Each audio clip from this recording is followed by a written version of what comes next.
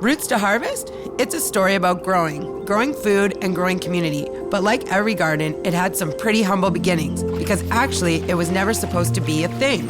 It all really started with just one idea.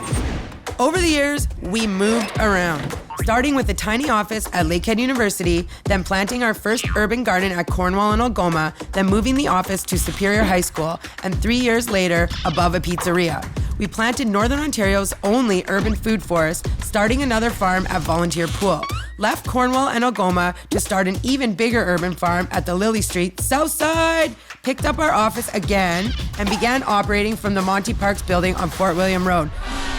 We'll stay here for a while, right guys? We're staying.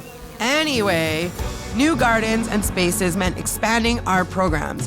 One youth employment program became 2 and extended to all year round. Working in just a couple classrooms turned into all the high schools in the city.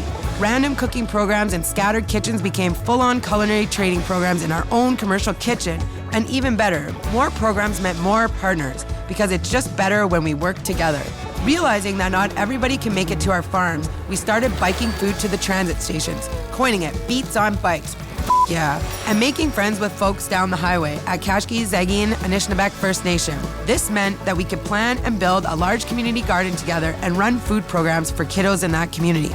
Then, up popped the community food market, getting affordable fruits and veggies into the hands of anyone who wants it, operating from 2 locations in the region, because good food for all is kind of the best thing ever. Am I right? As our programs grew, so did our reach, and we made friends all over the country, developing healthy crushes on organizations doing awesome work all over Canada.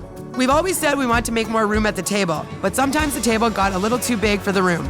You know who knows how to tackle that one? IKEA. No, just kidding. Community Food Centers Canada. We handshaked and we high-fived, and now we're ready to make it official. Our new partnership will bring more people together to eat, to grow, to cook, and to push a few boundaries. And that Roots you know and love, it's still here, but it's kind of a 2.0 scenario. And the upgrade to become an official community food center is worth the wait because it's the place for all of us. What's cool is that Roots Community Food Center is actually one of 15 across Canada. We're pumped, stoked, jazzed. What do the kids even say these days? To bring TBA into the national conversation, expand the voice of Northern Ontario into the rest of the country. What? This is not the end of the story, but we've definitely arrived at a pretty exciting chapter. Roots might have started with one idea, but there's still a lot more to come.